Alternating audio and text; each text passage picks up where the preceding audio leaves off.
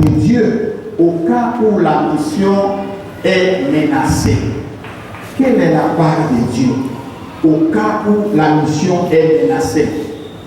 Ici, les réponses que nous allons donner à ces différentes questions vont nous permettre de bien comprendre, et c'est ce qui constitue même l'ossature de notre sermon de ce matin.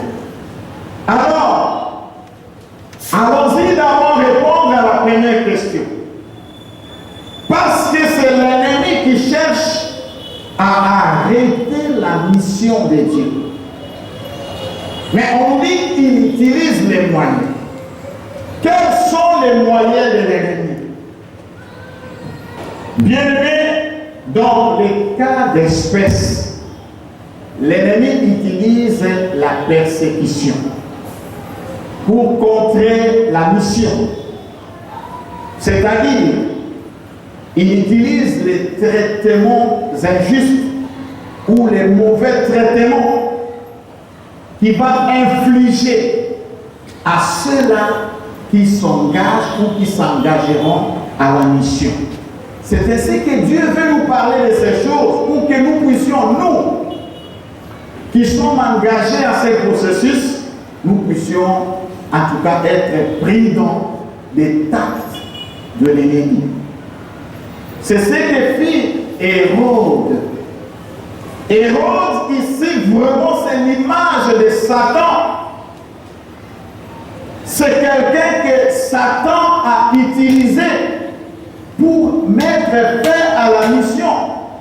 Vous savez, Satan, nous ne le verrons pas comme ça.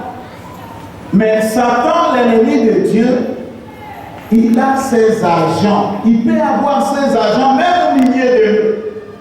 Il peut avoir ses agents dans nos familles pour arrêter le plan de Dieu dans nos vies. Et nous avons des gens tels que Hérode qui sont mal disposés. Des personnes mal disposées, qui ont des très mauvaises dispositions de cœur.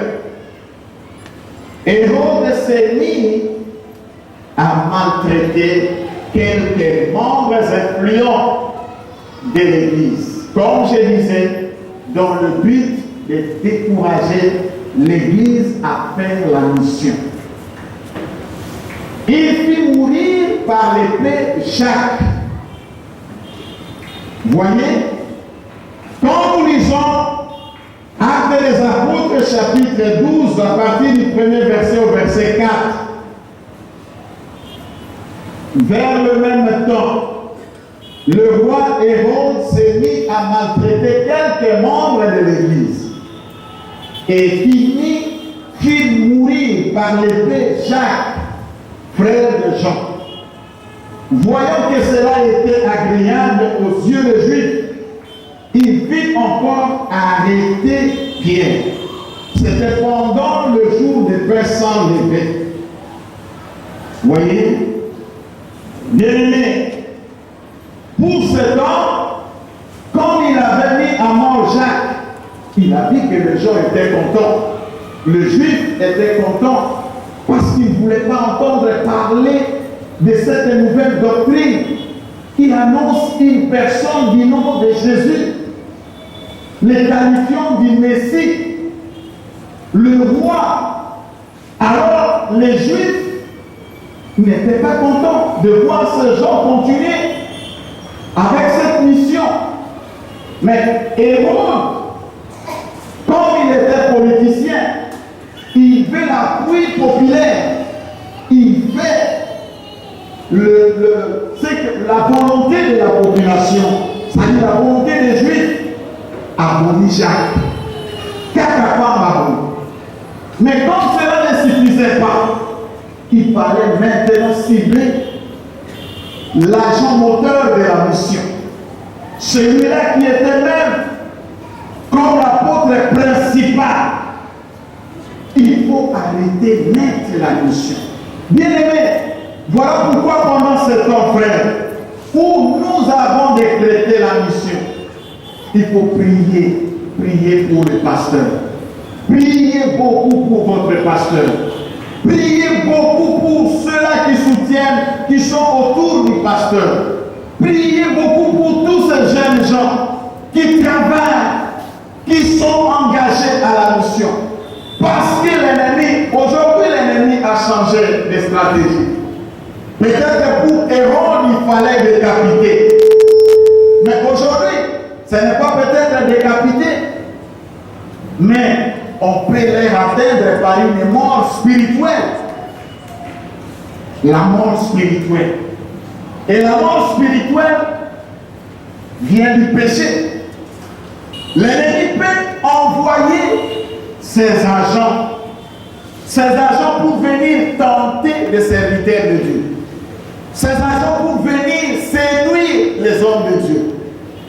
Et là, lorsqu'ils vont se retrouver par terre, c'est la mission qui va s'estomper. Vous comprenez? Voilà pourquoi j'ai dit rien, alors rien ne peut arrêter la mission de Dieu. Rien. Ça, c'est un avertissement. S'il y a des personnes qui travaillent comme des héros, dont le but de mettre fin à la mission de Dieu, Dieu s'en occupera. À moins qu'il puisse se repentir.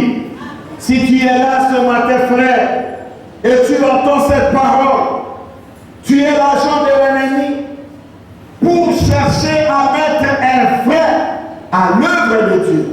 Le Seigneur va s'en occuper. Mais il y a encore un temps pour toi. Tu dois te repentir. Alléluia. Il a cherché à tuer Pierre. C'était la dernière prise de finition. Vous comprenez? Parce qu'il suffisait tout simplement que Pierre, Akoufa, n'est-il pas écrit? On frappera le berger. Et les brebis feront quoi? Se rassembleront? Les brebis seront dispersées. Frère, déclencher la mission, c'est décréter la guerre contre l'ennemi. Parce que l'ennemi, s'il y a quelque chose que l'ennemi n'aime pas et ne supporte pas, c'est la mission. Pourquoi? Parce que faire la mission, c'est donner gloire à Dieu. Faire la mission, c'est glorifier Dieu. Mais quand l'ennemi voit que Dieu est en train d'être glorifié, lui, l'ennemi, tout ce qu'il a toujours cherché depuis qu'il était là à côté de Dieu, c'était de se disputer la gloire. Et Dieu l'a rejeté. Alors, l'ennemi n'aimera pas voir Dieu continuer à être glorifié. Bien-aimés, par ailleurs, nous pouvons aussi noter quelques moyens aussi que l'ennemi utilise.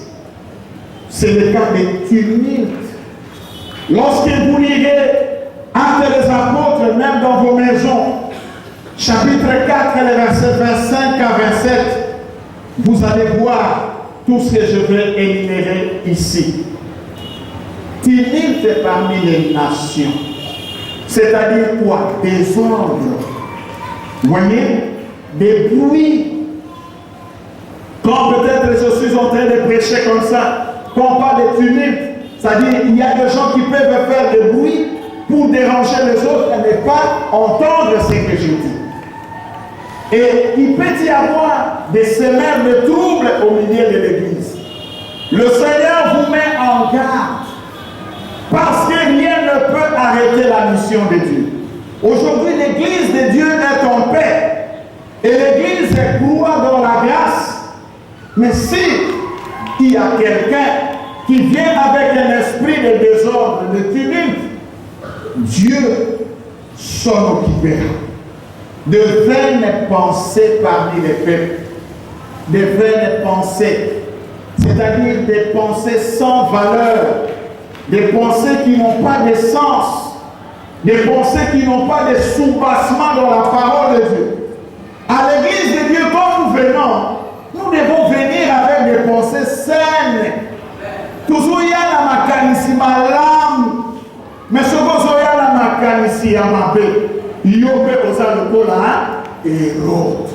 Oligi kotia frère na mission.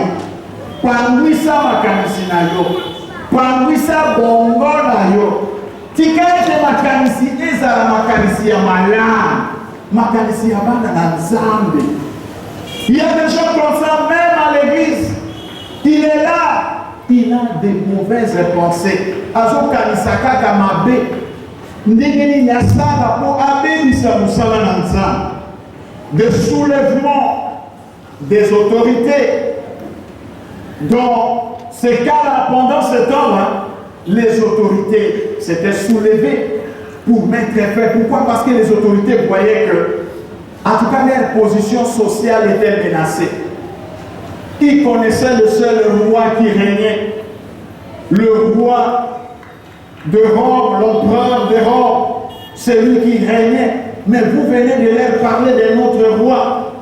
Et les autorités se sont soulevées. Bien-aimés, il y a aussi complot pour dire des princes. Les gens vont chercher à faire des intrigues.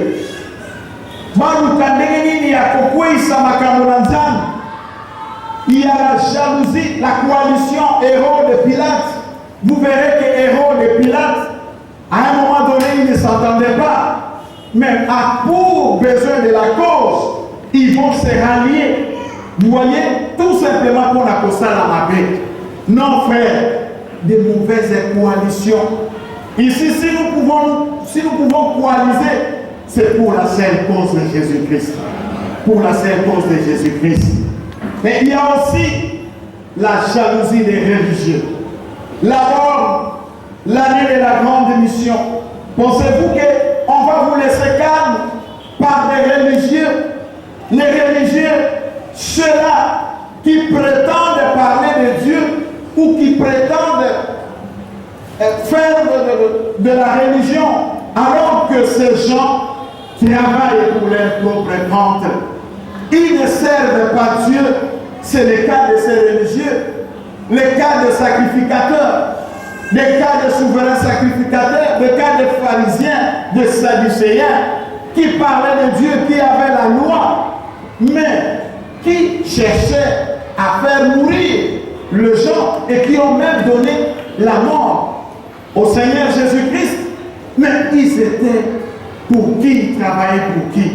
Les gens qui travaillent pour leur propre ventre n'aimeraient pas que la mission puisse aller de l'avant. Bien aimé, une chose reste vraie. Regardez un peu, ce n'est pas ici, mais à Kinshasa par exemple, vous trouverez des hommes de Dieu connus, célèbres, où les gens les élèvent. Mais vous verrez qu'ils n'ont pas des églises partout. Ils sont là. Ils se limitent seulement à se cantonner entre les quatre coins du Nil et ils cherchent tout simplement à se partager l'argent des offrandes de dîmes pour leur compte. Nos frères, nous devons aller faire la mission. Et l'argent que Dieu donne, l'argent que Dieu envoie, c'est pour que les gens qui ne sont pas atteints, ils soient atteints. C'est ça, travailler pour Dieu. Mais si on veut travailler seulement pour nous-mêmes, pensez-vous qu'une personne comme moi là, je pouvais avoir besoin de faire la mission, mais cet argent, je pouvais moi-même me taper d'affaires. Cet argent, je peux vivre avec ça et être dans une vie de bourgeoisie. Mais je vous dis, non, d'abord, Dieu. Et quand nous faisons pour Dieu, Dieu nous bénira. Dieu sait comment il peut nous bénir. Il va prendre soin de nous. Alors, si quelqu'un ose arrêter cette entreprise, la personne va rencontrer le roi de gloire. Il y aura des accusations, des faux témoignages. Au Royaume, faux témoignages. À Saliboy, c'est ça ce qu'on a fait à Étienne. On l'a accusé injustement et on l'a lapidé. Voilà. Est-ce qu'il pensait que cela pouvait arrêter la mission? Je vais vous dire une chose. Et là, j'ouvre une brèche. Bien au contraire, lorsqu'il y a la persécution, bien aimé, il y a au contraire le déclenchement de la mission. Parce que, vous savez, ni était la persécution à Jérusalem. Les apôtres, les disciples, ils allaient rester cantonnés. Pourtant, le plan missionnaire de Jésus-Christ n'était pas seulement de s'arrêter à Jérusalem. Il fallait, après Jérusalem, maintenant sortir, prendre Judée, prendre Samarie et aller jusqu'aux extrémités de la terre. Mais eux voulaient se cantonner à Jérusalem. Et Dieu, cette persécution, était voulue aussi par Dieu lui-même. Il a permis aussi que ces gens soient endurcis à cause de leurs mauvaises dispositions et ils vont les persécuter. Lorsqu'ils vont commencer à tuer les gens, à Kimi, et vous allez voir quelqu'un comme Philippe, dans cette persécution pour Kima, il se retrouve dans Samarie. Et là, il est seul. Et là, il prêche la parole. En prêchant la parole, la Bible dit que toute Samarie avait cru en la parole. Et les gens considéraient qu'il était à Jérusalem. Après cela, Pierre et Jean descendent sur terre.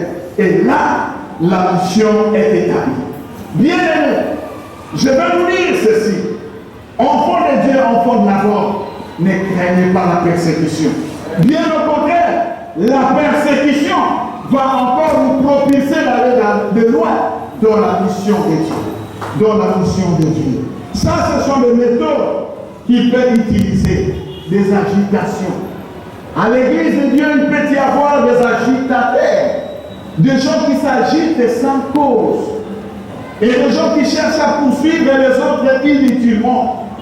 Dans le but d'arrêter ces mouvements, cet élan de la mission.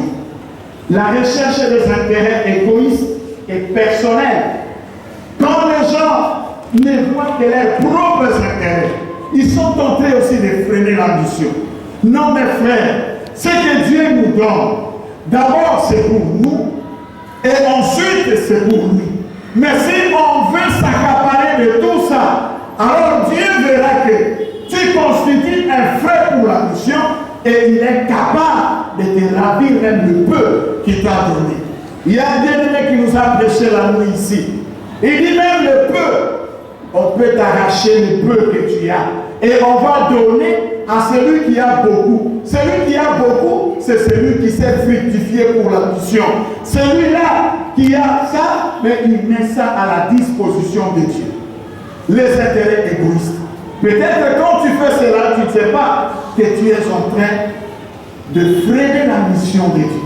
Sois sensible, entends la voix de Dieu. Qu'est-ce que Dieu te demande de faire? Et fais ce que toi tu peux faire. Le Seigneur sera avec toi. La gloire des hommes au détriment de Dieu. Et quand nous lisons le verset 22, vous allez voir, le peuple s'écria, voix d'un Dieu et non d'un homme. Mon beau ensemble, et ça y a pas tout. Les gens cherchent à s'attirer de la gloire, alors que la gloire devait être dirigée vers Dieu. Bien-aimés, quand nous cherchons notre propre gloire, alors là, nous ne ferons pas la mission. Mais pour que nous soyons disposés à faire la mission, laissons la gloire à Dieu. Laissons Dieu tirer toute sa gloire et non nous les hommes. Alors, voyons maintenant la part de l'Église. La part de l'Église. Je venais là de décrire les moyens de l'ennemi. Au vu de l'acharnement du diable et ses agents, à l'instar du roi Hérode contre la mission, l'Église devra faire sa part. Et quelle est la part de l'Église? Ici, la part de l'Église, c'est de prier et de prier encore. Bien aimé, l'Église doit prier pour la mission. Si vous lisez le verset 5, qu'est-ce que vous allez constater? Pierre donc était gardé dans la prison et l'Église ne cessait d'adresser pour lui des prières. Vous voyez?